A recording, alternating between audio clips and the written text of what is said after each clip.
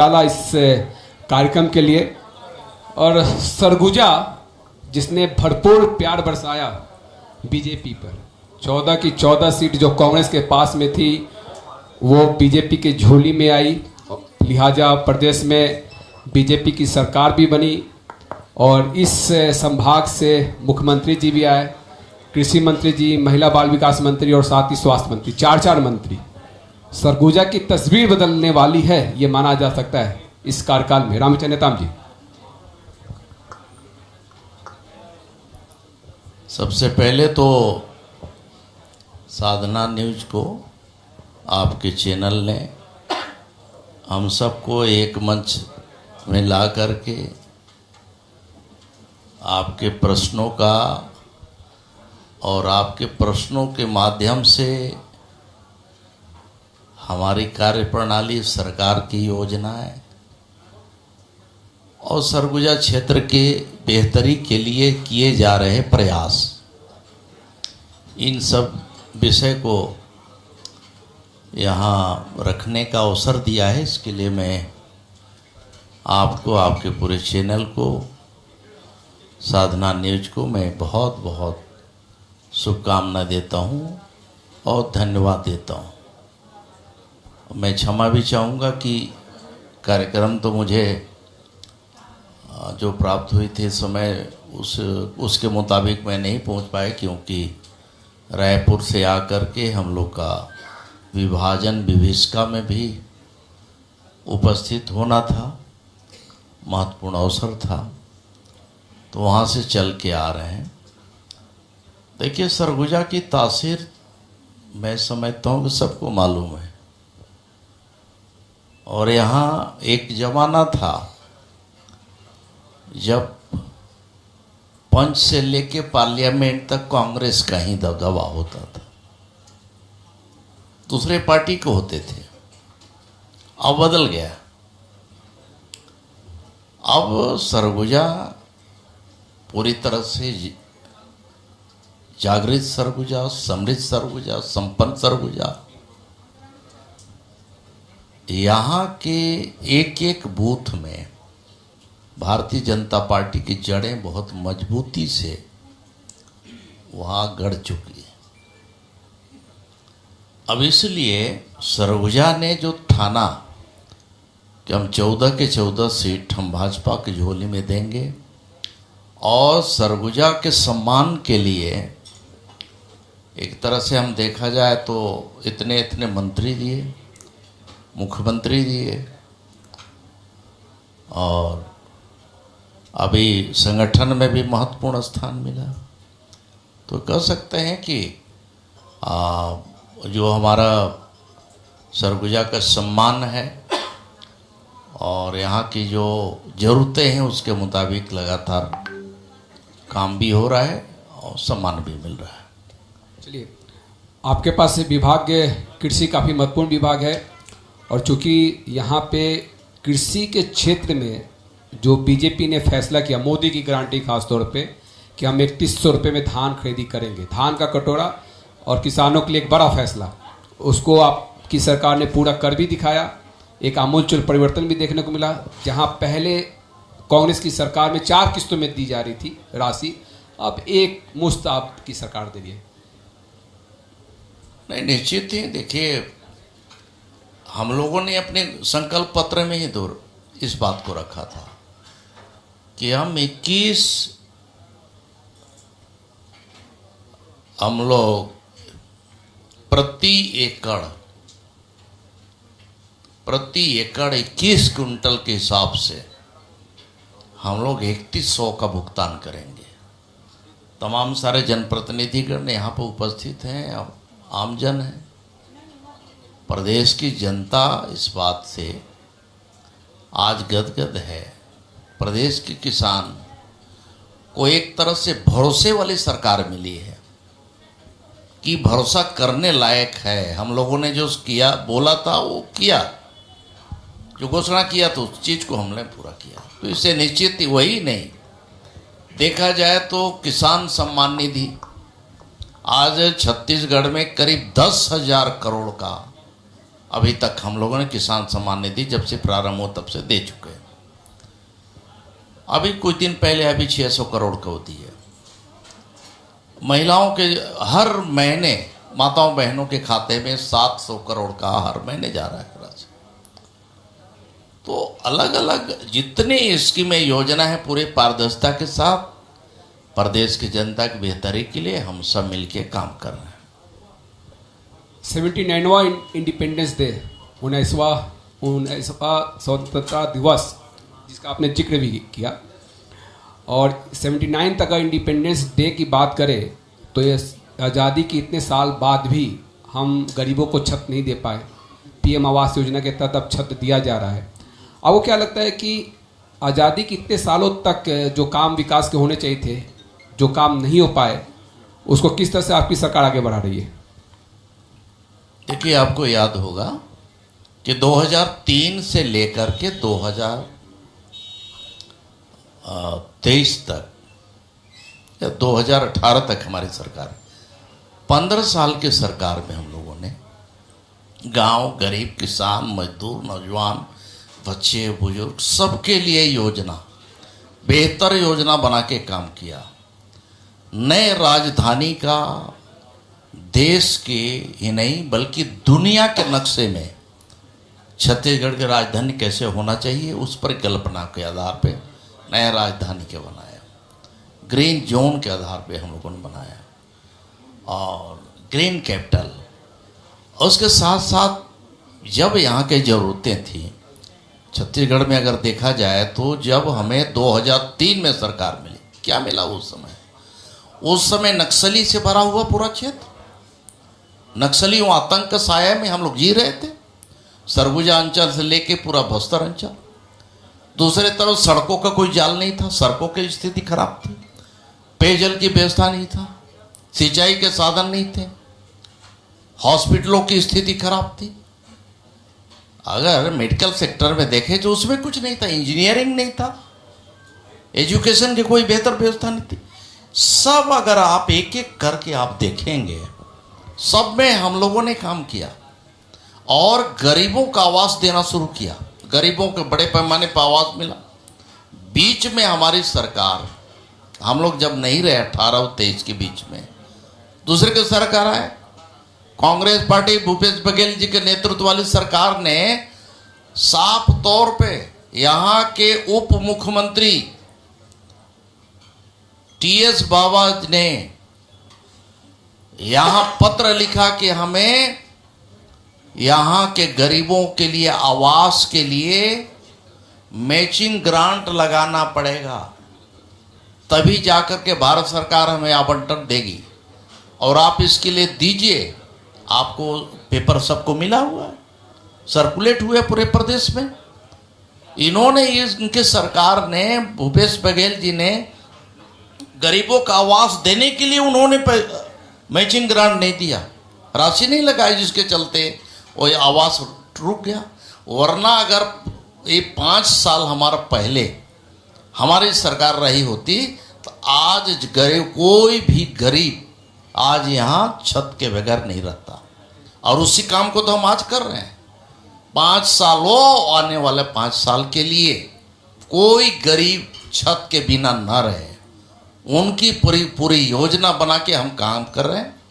हम लोग जिन गरीबों का नाम सर्वे लिस्ट में नहीं था, उस सर्वे लिस्ट में अगर नाम नहीं था उनका भी सर्वे करा करके आवास प्लस में हम जोड़ करके उनका लाभ दे रहे हैं।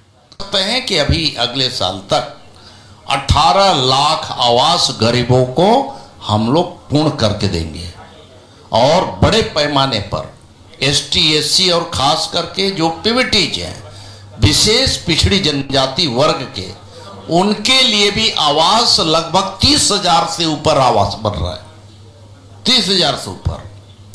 और इसी प्रकार से इन गरीबों के लिए एक से योजना बना करके गरीबों का आवास, शहरी क्षेत्र का भी और ग्रामीण क्षेत्रों के लिए आवास बड़े पैमाने पर बना कर दे रहे हैं।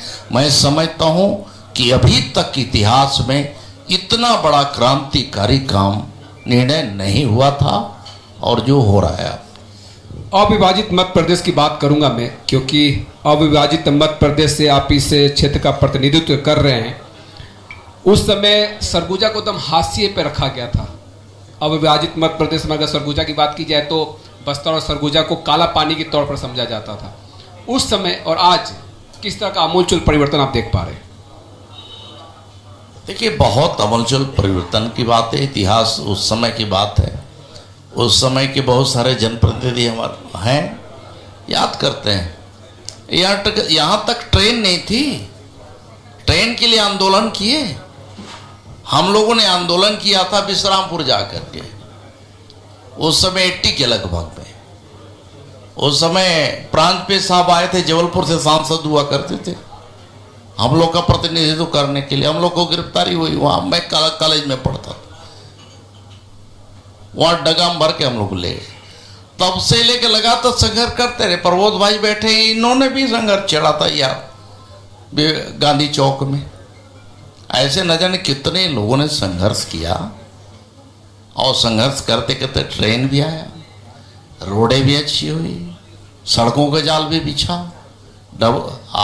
LWE में बहुत सारे नक्सल फ्रंट पे जब हम लोग लड़ाई लड़ना शुरू किया तो एक साथ जो है डेवलपमेंट भी और उनके खिलाफ कार्रवाई भी, उनको भी हम लोग एक साथ किए कि विकास जब तक नहीं बढ़ेगा तब तक इसके खिलाफ हम कैसे लड़ाई लड़ेंगे। फोर्स को मूवमेंट करने के लिए तो रोड भी अच्छी चाहिए ना, कच्ची रोड से जाएगा नहीं। तो रोड का भी काम हुआ, एजुकेशन में काम हुआ, इरिगेशन में काम हुआ, और सभी क्षेत्र में, हेल्थ में, मेडिकल कॉलेज हुआ। बताइए, इंजीनियरिंग कॉलेज को कोई यहाँ व्यवस्था नहीं थी, इंजीनियरिंग कॉलेज हम लोगों ने किया। यूनिवर्सिटी नहीं थी, यूनिवर्सिटी बनाया। और इसके साथ साथ एजुकेशन के साथ साथ हम लोगों ने हर डिपार्टमेंट उसका बेहतर यहाँ कैसे हो सके। इंडस्ट्री नहीं थी, आज देखिए शुगर पर फैक्ट्री हम लोगों ने लगाया, हमारी सरकार थी। मैं उस व्यवस्था सहकारिता मेरे पास था, तो हमने बोला कि चाहे जैसे भी हो, एक सहकारिता का हमारा एक इस जिले में हमारा संयुक्त सरगुजा था, इस जिले के एक पहचान बने। जमीनों की समस्या थी, जमीन भी हमने खोजा, वो जमीन ला करके आज खड़ा हुआ। लोगों का कितना चेंज आया, जीवन स्तर बदल गया। तो ये सब काम करने से होता है। सैनिक स्कूल नहीं थे, देखिए सैनिक स्कूल हुआ। मेन पार्ट शुरुआत में मेन पार्ट हुआ, वहाँ के लोगों ने बताया कि मेन पार्ट यहाँ के बाकी जो टीचिंग स्टाफ है उनके लिए समस्या होगी, तो हम लोगों ने मिल करके यहाँ लाए। कलेक्टर पिंगो साहब से बात करके कि नहीं यही करना चाहिए, तो हम लोग यहाँ लाए। तो हर सैनिक स्कूल देखिए, सैनिक स्कूल सो सकता है, प्रदेश में एक होता है सैनिक स्कूल, हम लोगों ने यहाँ लाया सरगुजा में। ये भारतीय जनता पार्टी की सरकार जब जब बनी है तब तब सरगुजा के साथ जो है बहुत सम्मान के साथ यहाँ का सम्मान लगातार बढ़ते रहा है, और हर क्षेत्र में हम लोगों ने काम किया है। चलिए, क्योंकि छत्तीसगढ़ अपनी स्थापना की रजत जयंती वर्ष में है और श्रद्धेय अटल बिहारी वाजपेयी का भी जन्म शताब्दी वर्ष मनाया जा रहा है। 100 साल अटल जी ने को याद करना इसलिए भी जरूरी है कि उन्होंने इस राज्य को बनाया, और आपकी सरकार ने, जब आपकी पार्टी जब फाइट कर रही थी 2023 का चुनाव, तो हमने बनाया है, हम ही संवारेंगे। तो संवारने का काम निश्चित है, उसमें संवारने का काम हम लगातार कर रहे हैं, हमारी सरकार कर रही है। और निश्चित है, जिनको जो बनाता है, जो पेड़ जो लगाता है, उसको दर्द रहता है। भारतीय जनता पार्टी की देन है कि छत्तीसगढ़ में हम सब जो है, हमारी आज सरकार है, और छत्तीसगढ़ को हमारी केंद्र की सरकार में जब अटल जी प्रधानमंत्री थे, अडवाणी जी गृह मंत्री थे, उस समय एक साथ जो है 3-3, 4-4 राज्यों का निर्माण हुआ, जिसमें छत्तीसगढ़ आज अग्रणी राज्यों के श्रेणी में आ चुका है। और जिस तरह से यहाँ का बेहतर तरीके से विकास हो रहा है, चाहे खेती किसानी की बात हो, चाहे अन्य इंफ्रास्ट्रक्चर की बात हो, सब में काफ़ी आमूल परिवर्तन हुआ है। 25 साल के सफर को किस तरह से देखते हैं, छत्तीसगढ़ के इस 25 साल के सफर को? क्योंकि आप गृह मंत्री भी रहे, उस समय नक्सल से ये जूझ रहा इलाका था, फिर यहाँ से नक्सलवाद खत्म हुआ, अब बस्तर से नक्सलवाद के खात्मे को लेकर केंद्रीय गृह मंत्री अमित शाह ने संकल्प लिया है कि मार्च 2026 तक इसको खत्म करेंगे। छत्तीसगढ़ बनने से लेकर के अभी तक का बड़ा ही सुहाना सफर रहा है और छत्तीसगढ़ अपने मुकाम को हासिल करने में किसी प्रकार से पीछे नहीं रहेगा। हम सबका दायित्व है, कर्तव्य है कि हम कैसे छत्तीसगढ़ को कैसे हम संवारेंगे, सजाएंगे। इसकी जो वैभवशाली बहुत सारे विरासतें हैं उनको हम कैसे संजो के भी रखेंगे। हमारे बहुत सारे ऐसी भी जनजातियां हैं, 5 तरह की पीबीटीज की जनजातियां छत्तीसगढ़ में निवास करती हैं। उनके लिए बेहतर भी हमारी कार्य योजना बन रही है। उस कार्य योजना के आधार पे उनका हम विकास भी कर रहे हैं, हर सेक्टर में विकास कर रहे हैं।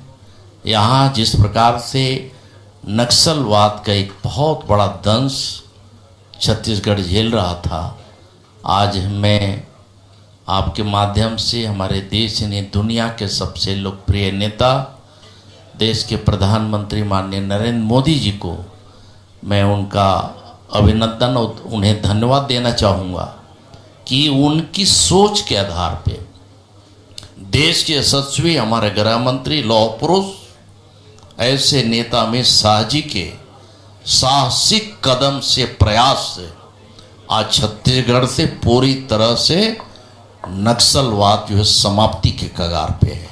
बल्कि छत्तीसगढ़ ही नहीं बल्कि देश के नक्शे से नक्सलवाद का खात्मा हो चला है। मैं समझता हूँ कि ये भूतो न भविष्यति, इतना बड़ा निर्णय जो देश की आज़ादी के बाद इतना बड़ा निर्णय हुआ, और निर्णय ही नहीं हुआ बल्कि उससे पूरा करने के दिशा में हमारे वीर जवानों ने जो एक तरह से इतना प्रयास, उनके मेहनत, परिश्रम और उनके जो त्याग है, बलिदान हुए हैं बहुत सारे, उसके बदौलत छत्तीसगढ़ पूरी तरह से स्वच्छ छत्तीसगढ़, सुंदर छत्तीसगढ़, समृद्ध छत्तीसगढ़, संपन्न छत्तीसगढ़ और वैभवशाली छत्तीसगढ़, विकसित छत्तीसगढ़ बन के रहेगा, मैं ऐसा मानता हूँ। चलिए, बहुत सारी उपमा आपने लगाती, विकसित छत्तीसगढ़ और विकसित भारत की जो कल्पना है 2047 तक, उसको लेकर छत्तीसगढ़ की भी काफ़ी महत्वपूर्ण भूमिका होगी, क्योंकि अभी अंजोर विजन भी आप लोगों ने तैयार किया है छत्तीसगढ़ के विकास को लेकर। डेवलपमेंट का जो एक विजन तैयार किया है आपकी सरकार ने, वो भी है आदिवासी, क्योंकि एक मुद्दा रहा आदिवासियों का यहाँ पे अक्सर, और 32% यहाँ पे जनसंख्या भी है। प्रधानमंत्री नरेंद्र मोदी अभी धरती आबा अभियान चला रहे हैं, उत्कर्ष अभियान, और इस क्षेत्र में जो विकास कार्य किए जा रहे हैं आदिवासियों के लिए, अब तो देश की जो पहली नागरिक के जो राष्ट्रपति है वो भी आदिवासी हैं। आदिवासियों के लिए एक अलग प्रकोष्ठ ही बना दिया गया अटल जी के सरकार के समय ही। तो आदिवासियों, क्योंकि खुद आप आदिवासी हैं, आदिवासियों के विकास को आप किस तरह से रेखांकित करेंगे इस मंच के जरिए? देखिए, 2047 में जब देश को हम विकसित भारत की कल्पना करते हैं और ऐसा टारगेट लेके चल रहे हैं, माननीय प्रधानमंत्री जी ने हम सबको एक संदेश नहीं दिया बल्कि संकल्प को दोहराया कि 2047 तक देश को विकसित देश विकसित भारत बनाना। विकसित भारत बनाने के लिए विकसित छत्तीसगढ़ बनाना पड़ेगा। विकसित छत्तीसगढ़ बनाना है तो हमारे जो ऐसे भी बहुत सारे हमारे जो कमजोर तबका है, जो विकास से अभी कोसों दूर है, बहुत जगह है, विकास की रोशनी आज वहाँ भी पहुँचाने की जरूरत है। ऐसा सोच करके काम किया जा रहा है। देश के प्रधानमंत्री ने देश भर के जिलों का चयन किया, 100 जिला से ऊपर जो उन्होंने टारगेट किया कि ये जो 100 जिले हैं, एक्सप्रेशनल डिस्ट्रिक्ट, तो वैसे जिलों का चयन करके वहाँ क्या क्या कमियां हैं, रोड है, बिजली है, पानी है, के साथ साथ साक्षरता का क्या स्थिति है, वहाँ आर्थिक स्थिति क्या है लोगों का, वहाँ के हेल्थ का क्या क्या है, एजुकेशन का क्या, इन सब अलग अलग पैरामीटर पे वहाँ का विकसित करने के दिशा में काम हुआ। अब इसके साथ साथ 100 जिले में लोग वहाँ जो ब्लॉक स्तर पे हमारा काम शुरू हुआ, ब्लॉक स्तर में स्वाभाविक है इन जिलों में ज़्यादातर जो है हमारे ट्राइबल बाहुल जिले हैं। क्यों? क्योंकि विकास की जितनी योजनाएं होती हैं वहाँ तक पहुँचाना, वहाँ तक उस लाइन में लाना, उस पैरामीटर पे खड़ा करना प्रशासन के भी एक बहुत बड़ा चुनौती वाला काम। अब इन सब के बावजूद आज बहुत तेजी से छत्तीसगढ़ में वहाँ तक विकास करने के लिए काम हो रहा है। हमारे देश के यशस्वी प्रधानमंत्री जी ने देश के इतिहास में एक ट्राइबल समाज के लिए, ट्राइबलों के लिए इतनी बड़ी योजना, धरती आबा बिरसा मुंडा जी के जन्म जयंती के अवसर पर घोषणा की कि 80,000 करोड़ का योजना चलाया, 80,000 करोड़ में, जिसमें कि हर जो ट्राइबल बहुल गांव है उस गांव को आप जोड़ रहे हैं। और 6,600 से ऊपर गांव है अब इसमें जोड़ रहा है। वहाँ के हेल्थ को इकाई को हम ले रहे हैं, वहाँ समृद्ध करेंगे, वहाँ का रोड कनेक्टिविटी को हम ठीक करेंगे, एजुकेशन को ठीक करेंगे। इसके साथ जो हमारे इलेक्ट्रिसिटी का जो कमियां हैं वहाँ उसके माध्यम से पहुँच, ये सभी पैरामीटर पे हम लोग काम कर रहे हैं। ये जब पूरा हो जाएगा तो हम समझते हैं कि हमारा बाकी समाज जो विकास के दौड़ में आगे हैं उस दौड़ में हमारा ये ट्राइबल समाज भी बराबरी के साथ जो है कदम ताल मिला सके, कर सके, ऐसा मैं समझता हूँ। ऐसा सोच करके ही इतनी बड़ी स्कीम योजना लाया गया। चलिए, बहुत बहुत धन्यवाद करना चाहूँगा। लेकिन मुझे लगता है कि अभी आपका दिल्ली दौरा भी काफ़ी महत्वपूर्ण रहा। दिल्ली में गए, बहुत सारी सौगातें लेकर आए, रामानुजगंज में केंद्रीय विद्यालय खोलने को लेकर आश्वासन भी मिला है। इससे भी तस्वीर बदलेगी क्षेत्र की। देखिए, वैसे तो जनप्रतिनिधि हम लोग हैं तो आना जाना लगे ही रहता है। केंद्र में सरकार है, बहुत सारे अपने सहयोगी मित्र लोग हैं, साथ में रहे हैं, इतने वर्षों से काम कर रहे हैं, तो संबंध है, विभिन्न पदों में बैठे हुए लोग हैं, तो उनसे मिलना गए तो कुछ न कुछ अपनी बात भी रख लिए। चलिए, ललित दुर्ग के संभाग भी अलग बात है जी। ललित मंत्री जी, आपके जो विधानसभा में जो आपके अपोजिशन के लीडर हुआ है बृहस्पति जी, जो पूर्व विधायक हैं, लगातार आपके और उनके बीच जो आरोप प्रत्यारोप लगते थे वो पूरे प्रदेश के साथ साथ दिल्ली तक चर्चा होती थी, लेकिन आजकल वो शांत है। क्या जादू आपने किया है? जादू आप ही लोगों ने कर दिया है। जनता की जो मार होती है, जनता की मार, उसको कोई देखता नहीं है। इसलिए समय के साथ सबको जमीन में ही रहना चाहिए। मैं समझता हूँ कि आवश्यकता से ज़्यादा ही लोग जब सोचने लगते हैं तो कहीं न कहीं कोई न कोई उसका जवाबदेही देता है। मैं भगवान से ही प्रार्थना करता हूँ कि बृहस्पति जी स्वस्थ रहें, अच्छे से रहें, समृद्ध रहें, और जिनके खिलाफ वो लड़ाई लड़ रहे हैं और लड़ते लड़ते अपने आप को जो शहीद कर लिए, वो अपने आप को शहीद कर लिए, तो मेरी संवेदना और मेरी सिंपैथी उनके साथ है। और आप जब नहीं आ रहे थे मंत्री जी, आने वाले थे, उसी समय बीच में चर्चा हो रही थी पब्लिक के बीच में कि मंत्री जी को जितवाने के लिए बृहस्पति जी काफ़ी महत्वपूर्ण भूमिका निभाया है, और ईडी का छापा भी इसलिए उसके घर नहीं पड़ रहा है, बाकी जगह पड़ रहा है।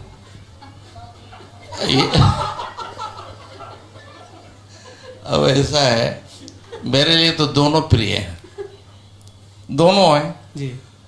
भाई, बृहस्पति जी के अगेंस्ट के लोग जो चुनाव लड़ते हैं, तो चुनाव लड़ते समय भी मैं, हमारे प्रत्याशी जो थे, डॉक्टर साहब आए हैं क्या? आए? नहीं, डॉक्टर तिर्की साहब, उनसे मैं बात करते रहा हूं। जनता को ना जवाब देना है, जनता को निर्णय करना है। इसलिए आपस में हम लोग क्यों विवाद खड़ा कर। मैं कभी सोच कर नहीं रहा हूं। देखिए, राजनीतिक क्षेत्र में आखिर सब एक ही उद्देश्य से ना है, जनता की भला करना, क्षेत्र का विकास करना, जिले का विकास करना, प्रदेश के हित में काम करना, देश के हित में काम करना, ये सोच कर लेकर के हम लोग आए हैं। वही काम करते हैं। बीच में हम लोग किसी को कुछ, कभी कभी होता क्या है कि कुछ ना भी करो फिर भी कुछ लोग को भोंकना आदत होता है, तो उसको अच्छा नहीं मानते हैं। उसका एक बीमारी है होता है। उस बीमारी का नाम मुझे नहीं आ रहा है, क्या बीमारी बोलते हैं। चलिए, तो इस मंच से कुछ महत्वपूर्ण बात मंत्री जी जो रखना चाहें आप। जनता के लिए एक मैसेज, स्वतंत्रता सकारात्मक। दिवस के पूर्व संध्या पर एक ऐसे भी मैसेज होता ही है। मैं अपने सरगुजा की जनता, खास करके सरगुजा संभाग की जनता, प्रदेश की जनता से मैं ही निवेदन करूंगा कि कल हम लोग आज़ादी का जश्न मनाएंगे, लेकिन आज़ादी का जश्न मनाने के पहले हमारे देश ने बहुत कुछ कुर्बान किया है, बहुत अत्याचार अन्याय सहा है, तब जाके आज़ादी मिली है। इस आज़ादी को बचा के रखने में हम कोई कसर न छोड़ें। देश को खूबसूरत बनाने के लिए, बेहतरी बनाने के लिए खूब मेहनत परिश्रम करें और हमारे धरती पुत्र किसान से भी यही अपेक्षा है कि अधिक से अधिक जैविक खेती करें, प्राकृतिक खेती करें, रासायनिक खादों का कम से कम प्रयोग हो, क्योंकि रासायनिक खाद का हम इतना अधिक उपयोग कर रहे हैं जिसके चलते हमारी धरती पूरी तरह से एक तरह से छलनी होते जा रही है।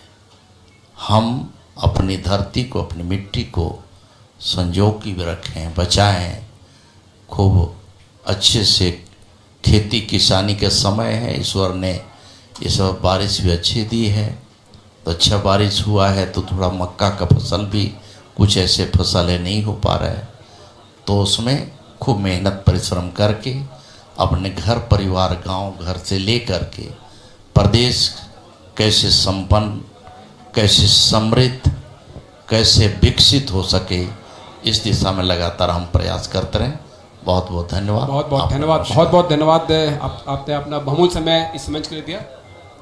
स्मृति चिन्ह कुछ लोगों का सम्मान करना है मंत्री जी के हाथ से, तो मैं बुला लेता हूँ बहुत जल्दी। मेरे बहुत सारे अभिन्न मित्र लोग आए हैं, अभी उनको भी मैं नमस्कार कर दे रहा हूँ आपके चैनल के माध्यम से, क्योंकि नाम भी बोल दीजिए ना मंत्री जी, मित्र का नाम भी बोलना जरूरी होता है। नहीं, हम अमरजीत भाई तभी आए हैं तो कुछ तभी बुनेंगे ही। ये जितना बुनते हैं हम लोग बाद में काटते हैं। सम्मान के लिए बुलाना चाहूंगा रंजीत गुप्ता जी, जो उड़न दस्ता प्रभारी आबकारी विभाग के हैं। रंजीत गुप्ता जी प्लीज।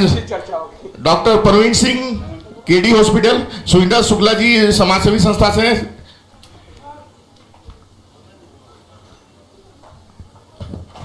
मैं हमारे चेयरमैन माननीयता और हमारे बीच में डॉक्टर पुष्पा सिंह जी हैं, जो आपको बता दूं इनके बारे में 2 लाइन बोलना चाहूंगा मैं।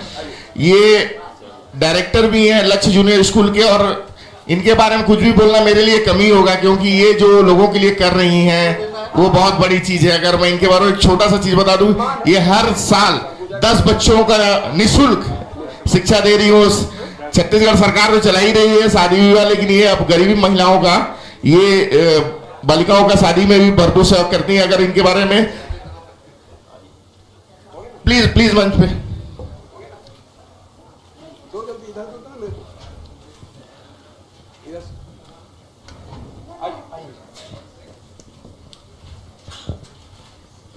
और सबसे अच्छी चीज, आप पुष्पा जी रहेंगे 2 मिनट।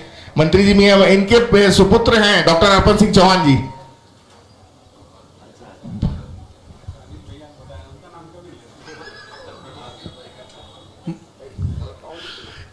2 मिनट रुक जाएंगी। दोनों साथ में। आदि बाबा भी हमारे बीच में है। और देखिए, माँ के हाथ से सम्मान बहुत बड़ा चीज होता है, माँ भी चल जाए साथ में।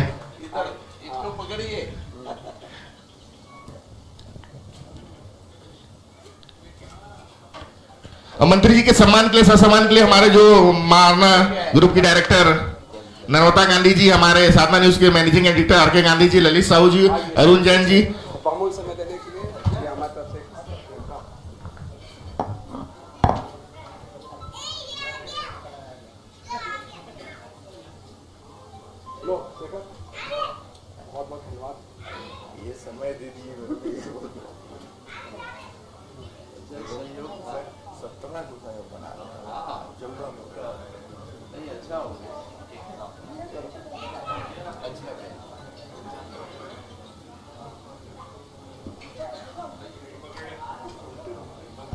और मंच पे बुलाना चाहूंगा बहुत सम्मानपूर्वक हमारे जिलाध्यक्ष भारत सिंह सिसोदिया जी